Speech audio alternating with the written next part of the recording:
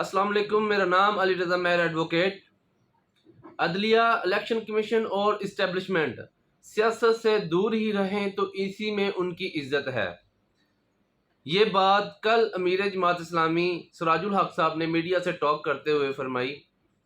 उन्होंने कहा कि अदालत, इलेक्शन कमीशन और इस्टेब्लिशमेंट सियासत से बिल्कुल किनारा कशी कर ले।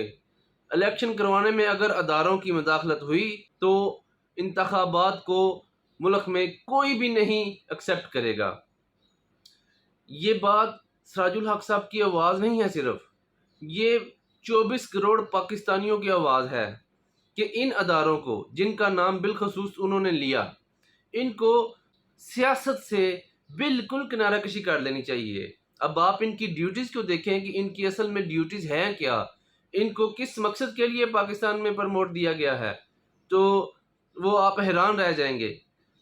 अदालत की ड्यूटीज़ हैं, केसेस को देखें, अवाम को रिलीफ दें, अवाम का जो बनता है उन्हें प्रोवाइड किया जाए।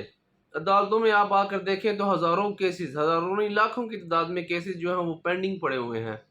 इंसाफ नहीं मिल रहा, जबकि इनकी ड्यूटीज़ तो है to promote justice in the individual, लेकिन ये अपना वो काम बखूबी से सरअंजाम नहीं दे रहे और सियासत में आके अपना भरपूर किरदार अदा करते हैं। आप इलेक्शन कमीशन को देख लें, उनका बेसिकली काम है टू ऑर्गेनाइज और कंडक्ट द इलेक्शन। इलेक्शन को ऑर्गेनाइज करे, उनको कंडक्ट करवाए।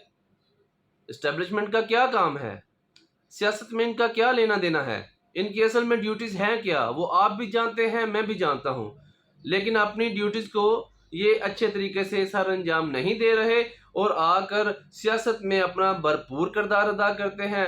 अवामी मैंडेट को ये चुराते हैं और इलेक्शन कहाँ से कहाँ चला जाता है, कौन पार्टी किस तरफ जा रही है, कोई पता नहीं चलता। तो मेरी बहसियत पाकिस्तानी यही अपील है कि अपनी ड्यूटीज़ को देखें, अवाम को रिलीफ दें।